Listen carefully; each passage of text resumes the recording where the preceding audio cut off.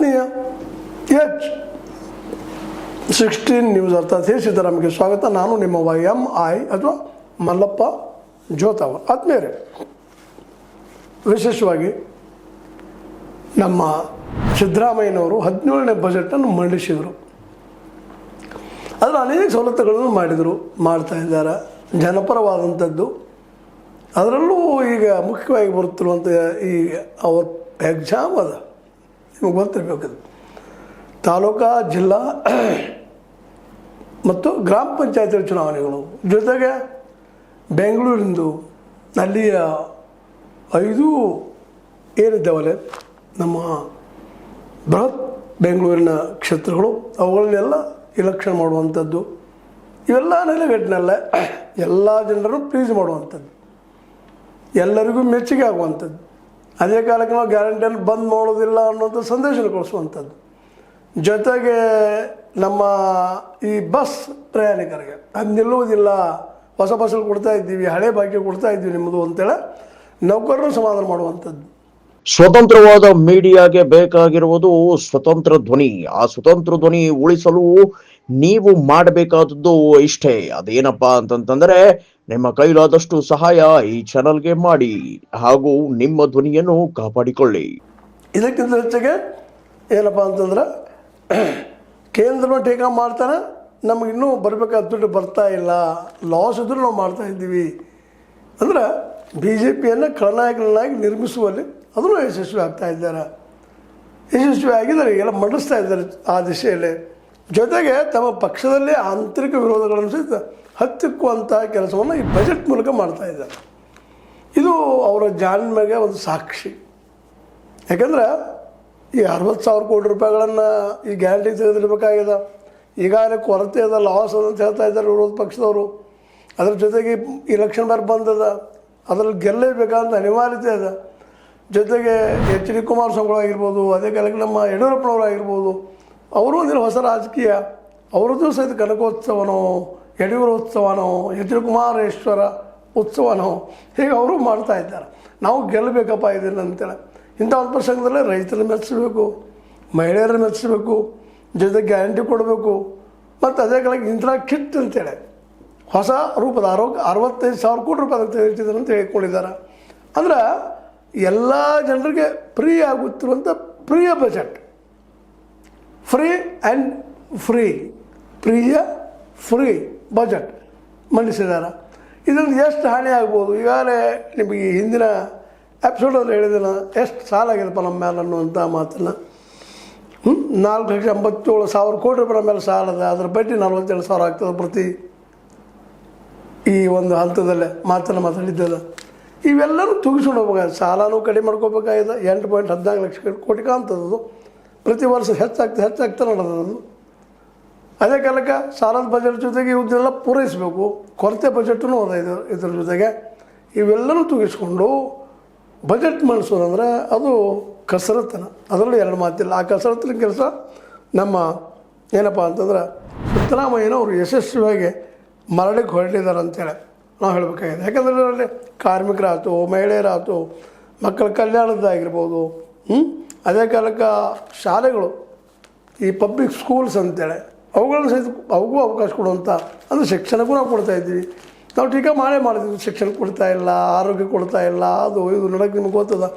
ಔಷಧಗಳು ಖಾಲಿ ಆಗಿದೆ, ಔಷಧಗಳು ಇಲ್ಲ ಸರ್ಕಾರಿ ದವಾಖಾನೆಗಳಂಥದ್ದು, ಸರ್ಕಾರಿ ಆಸ್ಪತ್ರೆಗಳಲ್ಲಿ ಅದು ದೊಡ್ಡ ಹವಾ ಆಗಿತ್ತು. ಅವರಿಗೆಲ್ಲ ಉತ್ತರ ಕೊಡುವಂಥದ್ದು. ಅದೇ ಕಾಲಕ್ಕೆ ಮದ್ಯದ ರೇಟ್ ಏರಿಸಿದ್ದು ನಿಶ್ಚಿತ, ಆದರೆ ಅದರ ಕ್ವಾಲಿಟಿ ಮೇಲೆ ಏರಿಸುವಂಥ ಹಕ್ಕನ್ನು ಆ ಮಾಲಕರಿಗೆ ಕೊಟ್ಟಿದ್ದಾರೆ, ಮದ್ಯ ತಯಾರು ಮಾಡುವವರಿಗೆ. ಅಂದ್ರೆ ಅವರೇ ದರ ಫಿಕ್ಸ್ ಮಾಡಲಿ, ಯಾರು ತಯಾರು ಮಾಡ್ತಾರೆ ಅವ್ರು ಮಾಡಲಿ ಅಂತ. ಇದೇ ರೀತಿಯಲ್ಲಿ ನಮ್ಮ ರೈತರಿಗೆ ತಾವು ಬೆಳೆ ಬೆಳೀತಾರೆ, ಅವರು ಬೆಳೆ ಬೆಳೆಯೋದನ್ನು ಅವರೇ ಯಾಕೆ ಫಿಕ್ಸ್ ಮಾಡಲಿಲ್ಲ ನಮ್ಮ ಸಿದ್ದರಾಮಯ್ಯನವರು ಅಂತೇಳಿ ಭಾಳಷ್ಟು ರೈತರು ಪ್ರಶ್ನೆ ಮಾಡ್ತಾ ಇದ್ದಾರೆ. ಹೌದು, ಮದ್ಯ ತಯಾರಕರಿಗೆ ಅವ್ರು ಯಾವ ರೀತಿ ಮಾಡ್ತಾರೆ, ಖರ್ಚು ವೆಚ್ಚ ನೋಡಿಕೊಂಡು ಏರ್ಸ್ರಪ್ಪ ಗುಣಮಟ್ಟದ ಮೇಲೆ ಅಂತ. ಅಂಥದ್ದು ಇಲ್ಲಿ ಯಾಕೆ ಮಾಡ್ತಾ ಇಲ್ಲ ಅಂತ ರೈತರ ಸಲುವಾಗಿ ಅದು ನಂತರ ಮತ್ತೆ ಚರ್ಚೆ ಮಾಡೋಣ. ಅದೇನೂ ಇರಲಿ, ಒಂದು ಏನಪ್ಪ ಅಂದರೆ ಜನಪ್ರಿಯ ಆದಂತಹ ಬಜೆಟನ್ನು ಮಂಡಿಸ್ತಾ ಇದ್ದಾರೆ. ಅದಕ್ಕೆ ಕಾರಣ ಹೇಳಿ ನಿಮಗೆ, ಹೊರಗಿನ ಶತ್ರುಗಳು ಜೊತೆಗೆ ಆಂತರ್ಯದ ಶತ್ರುಗಳು ಸಹಿತ, ಆಂತರ್ಯದಲ್ಲೂ ರಾಜಕೀಯ ವಿರೋಧ ಮಾಡ್ತಿರೋದು DK ಶಿವಕುಮಾರ್ ಅವರು ಓಪನ್ ಆಗಿ ಇವತ್ತು ಕಾಣಿಸ್ಕೊಳ್ತಾ ಇದ್ದಾರೆ. ಆದರೆ ಅಂಥ ಇಲ್ಲ. ನಾವೆಲ್ಲ ಹಾಲು ಜೇನಿನಂತೆ ಒಬ್ಬರೊಬ್ಬರು ಹೇಳ್ತಾ ಇರ್ತಾರೆ. ಆದರೆ ಒಬ್ರಿಗೊಬ್ಬರು ತಮ್ಮ ರಾಜಕೀಯ ಏನು ಗುರಿ ಅದ ಅದಕ್ಕೆ ಪ್ರಯತ್ನ ಮಾಡ್ತಾ ಇದ್ದಾರೆ. ಯಾಕೆ ಅದಕ್ಕೆ ದೊಡ್ಡ ಸಾಕ್ಷಿ ಇವತ್ತು DK ಅವರ ಈ ಬಜೆಟ್ ಮಂಡನೆ ಸಂದರ್ಭದಲ್ಲಿ ಗೈರು ಹಾಜರಾಗಿದ್ದಾರೆ. ಇದು ಭಾಳ ಗಮನಿಸಬೇಕಂತ ವಿಷಯ. ಅದು ಈಗ ಚರ್ಚೆ ನಡೀತಾ ಇದೆ. ಈ ಗೈರು ಹಾಜರಿ ಏನು ಇಫೆಕ್ಟ್ ಆಗ್ಬೋದು, ಮತ್ತೇನಾಗ್ಬೋದು, ಅದು ಮತ್ತೆ ಚರ್ಚೆ ಆಗೋದನ್ನು ಆ ಮಾತು ಬೇರೆ. ಈ ಬಜೆಟ್ ಆದ ತಕ್ಷಣ ಬದಲಾಗ್ತಾರೆ CM ಅವರು ಅನ್ನುವಂಥ ಮಾತನ್ನು ಗೈರು ಯಾಕಾದರೂ ಇರಬೇಕಾದಂಥ ಅತ್ಯಂತ ಇಂಪಾರ್ಟೆಂಟ್ ಈ ಸಂದರ್ಭದಲ್ಲಿ. ಅದಕ್ಕಾಗಿ ನೀರಾವರಿನೂ ಆಯಿತು. ಅದೇ ಕಾಲಕ್ಕೆ ನೀರಾವರಿ ಜೊತೆಗೆ ಈ ಬೆಂಗಳೂರು ಮತ್ತು ನೀರಾವರಿ ಎರಡು ಅವರ ಒಂದು ಸುಪರ್ತಿನಲ್ಲಿದ್ದಾವೆ. ಅವರನ್ನು ಪ್ಲೀಸ್ ಮಾಡ್ಕೊಂಡು ಹೋಗುವಂಥ ಒಂದು ಕೆಲಸವನ್ನು ಮಾಡಿದ್ದಾರೆ. ಅಂದ್ರೆ ಎಲ್ಲರನ್ನೂ ಪ್ರೀತಿ ಒಳಗಟ್ಟು ಹಾಕ್ಕೊಂಡು ಜೊತೆಗೆ ಅದನ್ನು ಆದಷ್ಟು ಸಾಲು ಇಲ್ಲದಂಗೆ ಮಾಡ್ಕೊಳ್ಳೋಂಥ ಕೊರತೆ ಆಗಲಾರದ ಬಜೆಟ್ ಮಾಡಬೇಕು ಅನ್ನೋಂಥ ಸರ್ಕಸ್ ಮಾಡಿದ್ದಾರೆ. ಈ ಸರ್ಕಸ್ಸಲ್ಲಿ ಎಷ್ಟು ಮಟ್ಟಿಗೆ ಯಶಸ್ವಿ ಆಗ್ತಾರೆ ಅನ್ನೋದನ್ನು ಕಾದು ನೋಡಬೇಕಾಗಿದೆ. ಯಾಕಪ್ಪ ಅಂತಂದ್ರೆ ಈಗಾಗಲೇ ಹೇಳ್ತೀನಿ ನಿಮಗೆ, GST ಅದೇನೋ ಮಾಡಿ ಕೇಂದ್ರದವರು ತೊಂದರೆ ಕೊಟ್ಟಿದ್ದಾರೆ. ಪ್ರತಿ ವರ್ಷ ಬರುವಷ್ಟು GST ಬರ್ತಾಯಿಲ್ಲ ರಾಜ್ಯಕ್ಕೆ ಅನ್ನುವಂಥ ಮಾತು. ಆದರೂ ಈ ರಾಜ್ಯಗಳಲ್ಲಿ ಅತಿ ದೊಡ್ಡ 2ನೇ ರಾಜ್ಯದ ಬಜೆಟ್ ಮಂಡನೆ ಆ ರೀತಿ ಖರ್ಚು ಹಾಕ್ಕೊಂಡು ಇವತ್ತು ಮಂಡಿಸಿದ್ದಾರೆ. ಅಂದ್ರೆ 4.5 ಲಕ್ಷ ಕೋಟಿ ರೂಪಾಯಿದು ಒಂದು ಬಜೆಟನ್ನು ಮಂಡನೆ ಮಾಡಿದ್ದಾರೆ. ಅಂದರೆ ಏನು ಇವರು ಟ್ಯಾಕ್ಸ್ ವಸೂಲಿ ಮಾಡ್ತಾರೆ, ಆ ಟ್ಯಾಕ್ಸ್ ಸರಿಸಮವಾಗಿ ಬಜೆಟ್ ಮಂಡಿಸೋದನ್ನು ಗಮನಿಸಿದಾಗ ಇದು ಎಲ್ಲ ಟ್ಯಾಕ್ಸಿನ ಮೇಲೆ ನಿಲ್ತಾ ಇದೆ ಅನ್ನುವಂಥದ್ದು. ಅದರ ಒಂದು ಸಮಾಧಾನ, ನಿರುದ್ಯೋಗಿಗಳಿಗೆ 50,000 ಸಮಥಿಂಗ್ ಅವ್ರು ನಾವು ಮುಕ್ಕುಂಡ ಬಿಡ್ತೀವಿ ಅನ್ನೋದು ಬಜೆಟ್ದಲ್ಲಿ ಆ ದುಡ್ಡನ್ನು ಹಾಕಿಬಿಟ್ಟಿದ್ದಾರೆ. ಹೀಗಾಗಿ ಆ ನಿರುದ್ಯೋಗಿಗಳಿಗೆ ಒಂದು ಸಮಾಧಾನ. ಯಾಕಂದರೆ 2.5 ಲಕ್ಷ ಇವತ್ತು ನಮ್ಮ ನಿರುದ್ಯೋಗಿಗಳಿದ್ದಾರೆ ಕಲ್ತಂಥವ್ರು. ಅದ್ರಲ್ಲಿ ಅಟ್ಲೀಸ್ಟ್ ಒಂದು 56,000 ಮೇಲೆ ಸಮಥಿಂಗ್ ಅಂದರೆ 57,000 ಜನ ತೊಗೊಂಡ್ರೆ ಎಷ್ಟೋ ಒಂದು ಪ್ರಬಲವಾದ ಒಂದು ದಾಳಿತ್ತು ತಿಳ್ಕೊಳ್ಳಿಕ್ಕೆ ಆಗ್ತದೆ, ಬದುಕು ಸರಿಸ್ಲಿಕ್ಕೆ ಸಾಧ್ಯ ಆಗ್ತದೆ ಅನ್ನೋ ದೃಷ್ಟಿ ಇಟ್ಕೊಂಡ್ರೆ ಅವ್ರಿಗೂ ಕೊಟ್ಟಿದ್ದಾರೆ, ಮಹಿಳೆಯರಿಗೂ ಎಲ್ಲ ಕೊಟ್ಟಿದ್ದಾರೆ. ರೈತರಿಗೂ 83 ಲಕ್ಷ ರೈತರಿಗೆ 71,000 ಕೋಟಿ ರೂಪಾಯಿಗಳ ಏನಪ್ಪ ಅಂತಂದ್ರೆ ಸಾಲವನ್ನು ಶೂನ್ಯ ಬಡ್ಡಿ ದರದಲ್ಲೇ ಕೊಡುವಂಥ ಸಾಹಸಕ್ಕೆ ಹಾಕಿದ್ದಾರೆ. ಅದು ಒಟ್ಟಾರೆಯಾಗಿ ಎಲ್ಲ ವರ್ಗದವರನ್ನು, ಎಲ್ಲ ವರ್ಗದ ಜನರನ್ನು ಸಂಪ್ರೀತಿಗೊಳಿಸುವಂಥ ಬಜೆಟ್ ಇದಾಗಿದೆ. ಹೀಗಾಗಿ ಇವತ್ತು ವಿರೋಧ ಪಕ್ಷಗಳು ವಿರೋಧ ಮಾಡ್ತಿರ್ತಾರೆ. ಮತ್ತು ಬೇರೆ ಇದು ನಮಗೆ ಲಾಸ್ ಆಗಿದೆ, ಮತ್ತು ಇನ್ನಷ್ಟು ಹಾಳಾಗ್ತದೆ ನಮ್ಮ ಇದು ಖಜಾನೆ, ಇದು ವಿರೋಧ ಪಕ್ಷಗಳು ಟೀಕೆ ಮಾಡ್ತಾ ಇರ್ತಾರೆ. ಆದರೆ ಜನಪರವಾಗಿ ಏನು ಕೆಲಸ ಮಾಡಿದ್ದಾರಪ್ಪ, ಏನು ಕೊಡ್ತಾ ಇದ್ದಾರೆ ಸಹಿತ ಗಮನ ಹರಿಸ್ಬೇಕಾಗ್ತದೆ. ಆ ದಿಶೆಯಲ್ಲೇ ಈ ಬರುವ ಚುನಾವಣೆಗಳನ್ನು ಈ ಒಂದು ಬೃಹತ್ ಬೆಂಗಳೂರದಾಗಿರ್ಬೋದು, ಗ್ರಾಮ, ತಾಲೂಕು ಮತ್ತು ಅದೇ ಕಾಲಕ್ಕೆ ಜಿಲ್ಲಾ ಪಂಚಾಯತ್ ಎಲೆಕ್ಷನ್ ಆಗಿರ್ಬೋದು, ಅದೇ ಕಾಲಕ್ಕೆ ಈಗ ಒಂದು ಉಪಚುನಾವಣೆಗಳು ಬರ್ತಾ ಇದ್ದಾವೆ, ಅವುಗಳ ಬಗ್ಗೆ ಆಗಿರ್ಬೋದು. ಅಂದರೆ ಒಟ್ಟಾರೆಯಾಗಿ ಜನರ ಮನಸ್ಸನ್ನು ತಮ್ಮ ಕಡೆ ಸೆಳೆಯುವಂತಹ ಆಯಸ್ಸು ಕಾಲದ ಬಜೆಟನ್ನು ಮಂಡಿಸಿದ್ದಾರೆ ಅಂತೇಳಿ ಇವತ್ತು ವಿಶ್ಲೇಷಣೆಗಳು ಮಾಡ್ತಾ ಇದ್ದಾರೆ. ಜೊತೆಗೆ ಟೀಕೆ ಟಿಪ್ಪಣಿಗಳು ಅವು ಬರ್ತಾ ಇದ್ದಾವೆ.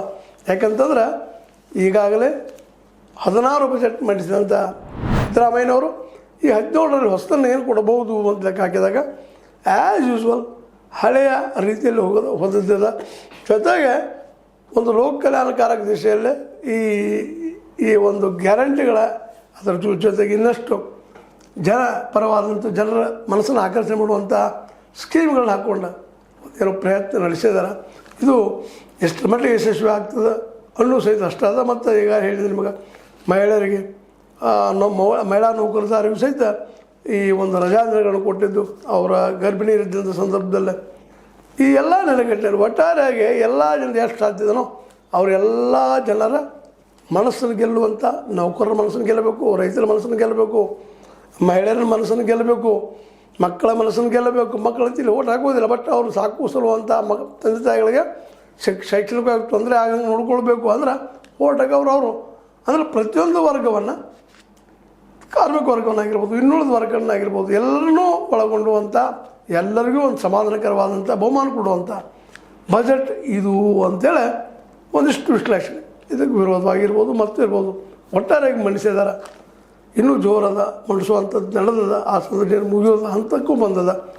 ಏನೂ ಇರಲಿ, ಎಲ್ಲರಿಗೂ ಮದ್ಯ ಪ್ರಿಯರಿಗೆ ಒಂದು ಸ್ವಲ್ಪ ಶಾಕ್ ಆದರೂ ಸಹಿತ ಕ್ವಾಲಿಟಿ ಮದ್ಯ ಕುಡಿರಪ್ಪ ಅಂತೇಳಿ ಅವರು ಒಂದು ಗ್ರೂಪ್ ಮಾಡಿ ದುಡ್ಡು ಕಸ್ಕೊಳ್ಳುವಂಥದ್ದು. ಯಾಕಂದ್ರೆ ರಾಜ್ಯದ ದೊಡ್ಡ ಒಂದು ಏನಪ್ಪ ಅಂದ್ರೆ ದುಡ್ಡು ಬರುವಂಥ ಜಾಗ, ಟ್ಯಾಕ್ಸ್ ಬರೋ ಜಾಗಪ್ಪ ಅಂದ್ರೆ ಅಬಕಾರಿ ಕ್ಷೇತ್ರ.